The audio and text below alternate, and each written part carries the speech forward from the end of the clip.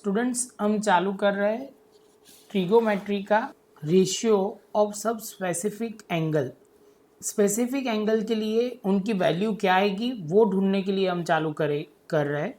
तो उसके बाद हम 8.2 लेंगे। ये बोल सकते हैं 8.2 का इंट्रोडक्शन है, तो आपको ये क्लियर होना बहुत ज़रूरी है। तो सबसे पहले 8.2 के लिए हम चालू करें उससे पहले ये ट्रिगोमेट्री रेशियो समझते हैं। सबको लगता है कि याद रखना पड़ता है, लेकिन ये याद रखने की ज़रूरत नहीं है। स्टेप बाय स्टेप समझोगे तो आपको कोई प्रॉब्लम नहीं आएगी। तो सबसे पहले हम स्टार्ट करते हैं। तो पहले हम मुझे एक दो पॉइंट आपको बोलने पड़ेंगे जो आपको ध्यान रखना है। जैसे समझ लो 0/1 आया तो 0 होगा, और आपको वो ध्यान रखना है कि 1/0 आया तो नॉट डिफाइन है, ये आपको ध्यान रखना है। उसके बाद एक और सिंपल तरीके से हम स्टार्ट करते हैं। पहले यहाँ पे आप देखो हमने एक कॉलम में कुछ भी नहीं लिखा, हम स्टार्टिंग कर रहे हैं 1/, पहले 0 है तो 0 से चालू करेंगे। 0/4 यहाँ से होगा 1/4, यहाँ पे होगा 2/4, रूट में बोल रहा है सब 3/4, और यहाँ पे होगा 4/4। तो आप पहले का जो भी बोलोगे तो पहले का होगा ऑलवेज 0 होगा। आप बोलोगे सिंप्लीफाई करोगे तो 1/2 हो जाएगा। बाद में आप करोगे तो आप बोलोगे सर 1/, पहले देखो ये इसका कैलकुलेशन मैं यहाँ कर रहा हूँ, जो भी लंबा कैलकुलेशन होगा हम यहाँ साइड में करेंगे। 2/4 बोला हुआ है रूट में, तो आप बोलोगे सर 1/√2 हो जाएगा। 1/2 होगा अंडर रूट, और इसके बाद लिखेंगे 1/√2। समझ में आया आपको ये कैलकुलेशन? तो आप लिखो 1/√2। इसके बाद आप बोलोगे सर यहाँ मैं लिख रहा हूँ, आप देखते जाओ 3/4 अंडर रूट है ये, तो 3 अंडर रूट आएगा, और 4 को करेंगे अंडर रूट, तो 3 मतलब अंडर√3/2। तो हम लिखते हैं यहाँ पे अंडर√3/2, और 4 है तो 1 आ जाएगा, 4/4 1 आ जाएगा। ये जो वैल्यू आई ये सारी वैल्यू साइन की है, तो हमें यहाँ साइन की खाली लिखते जाना है। साइन के में 0, 1/2, 1/√2, 1/√2, यहाँ पे 3/2 और 1। जैसे ही ये ख़त्म होता है उसके बाद वाले स्टेप में आपको यहाँ उल्टे से स्टार्ट करना है। तो पहले 1 आएगा, पहले वाले में लिखेंगे 1, दूसरे वाले में ये स्टेप आएगा, तो आप बोलोगे सर लिखो √3/2। जैसे ये कंप्लीट होगा यहाँ सामने वैल्यू आएगी 1/√2, यहाँ नीचे जाएगा 1/2, और यहाँ आखिरी में आएगा 0। जैसे ये ख़त्म होता है तो हमारा साइन कॉस दोनों की वैल्यू हमारे पास आ गई। आप बोल सकते हो कि सर आपको ये तो बहुत इजीली समझ में आना ही चाहिए, कहीं पे कोई प्रॉब्लम नहीं होगी। अभी tan के लिए हमें एक छोटी सी फॉर्मूला आपको ध्यान रखनी है। आपको पता ही है tan की फॉर्मूला क्या है, तो आप बोलोगे sir tan theta = sin theta upon cos theta. यही फॉर्मूला को हम यूज़ करके पूरी वैल्यू लाएंगे। तब पहले मैं 0/1 जैसे ये मैं बोलूँगा तो आप बोलोगे सर इसका आंसर तो 1 ही आएगा, तो ये पहले वाले में लिखा 0 वाले में। अभी हम 30 वाले में लिखेंगे तो आप बोलोगे सर लिखो ऊपर साइन की जगह 1/2, साइन की जगह 1/2, और नीचे लिखो √3/2। ये 2 कट हो जाएगा तो 1/√3 आ जाएगा आपका, तो यहाँ लिखेंगे 1/√3। सेम वे 30 का हो गया। अभी 45 की बात करते हैं, तो 45 की बात करेंगे 1/√2, यहाँ पे लिखेंगे 1/√2। ये √2 कट हो जाएगा, तो आप बोलोगे आएगा सर 1, तो यहाँ पे हम लिखेंगे 1 आएगा। सेम वे 60 का देखते हैं, 60 का देखते हैं तो 3√3/2, √3/2, और नीचे लिखेंगे 1/2। ये 1/2 कट हो जाएगा, तो यहाँ कितना आएगा √3।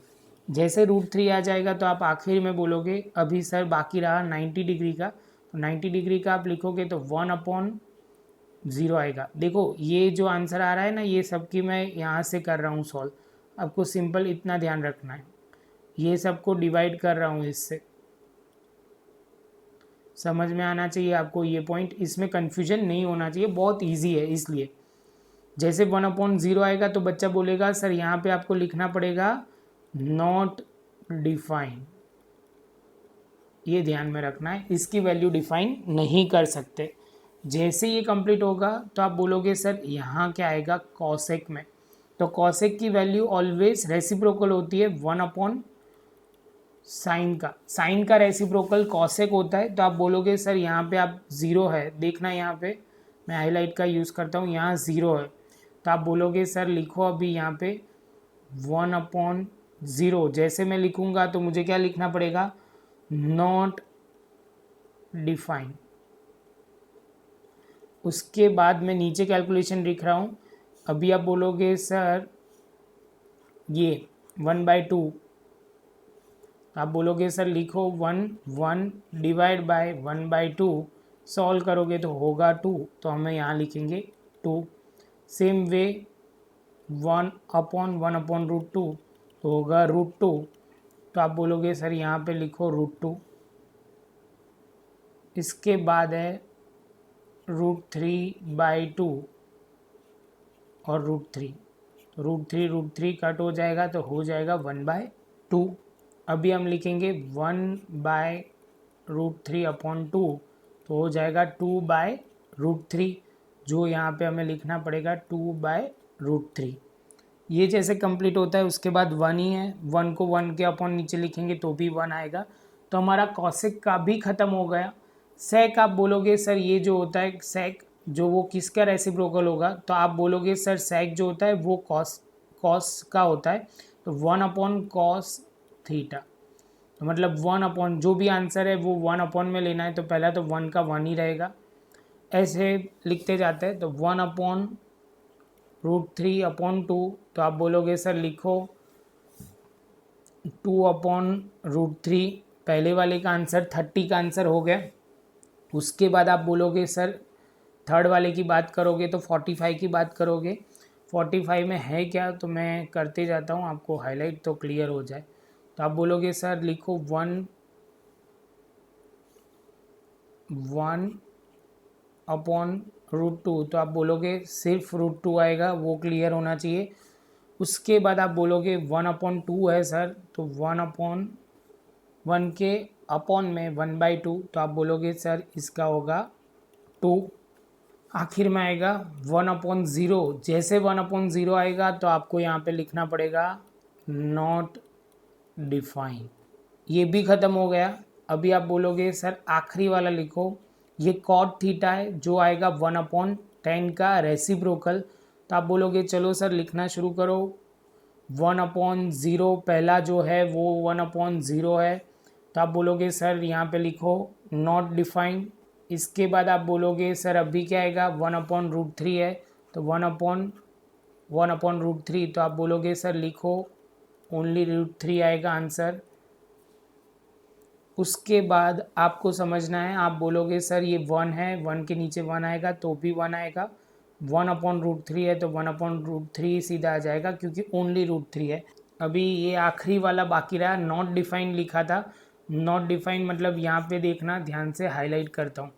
नॉट डिफाइन मतलब ये वाला स्टेटस होगा, उसका रेसिप्रोकल करना है, तो रेसिप्रोकल बोलोगे तो 0/1 आ जाएगा, तो यहाँ पे क्या आएगा 0। ये वैल्यू थोड़ी ध्यान से करना, यहाँ पे गलती होने के पूरे चांस है, बाकी कोई जगह पे गलती नहीं हो सकती, क्योंकि अल्टीमेटली क्या है कि ये एक स्टेप ही हम फॉलो कर रहे हैं। तो फिर से एक बार समझा देता हूँ, पहले वाले कॉलम में हमने क्या किया था, तो आप बोलोगे 0 से लेके 4 तक लिखा, अंडर रूट तक लिखा, वही आंसर हो जाएगा साइन का। साइन का यहाँ से ऊपर से नीचे शुरू किया, बाद में 10 के लिए हमने ये फॉर्मूला यूज़ की जो आपको पहले भी 8.1 में सिखाई थी, साइन अपॉन कॉस की, वो हमने यूज़ की। बाद में हर एक का रेसिप्रोकल, 1/साइन का रेसिप्रोकल आएगा कॉसेक, 1/कॉस का रेसिप्रोकल आएगा सेक, और 1/10 का रेसिप्रोकल आएगा कॉट। जैसे ये होगा इसके बाद हम बोल सकते हैं कि हम एक्सरसाइज और एग्जाम्पल स्टार्ट कर सकते हैं। आपको ये याद रखने की ज़रूरत नहीं है, कंसेप्ट क्लियर होगा तो आप ऐसे भी याद रख लोगे। याद रखते हो तो बहुत अच्छा है, लेकिन ये एक स्टेप सिंपल है कि ऐसे भी आप लिख के भी कर सकते हो। कई बच्चे को याद ही नहीं रहता तो ये ऐसे समझ के भी कर सकते हैं।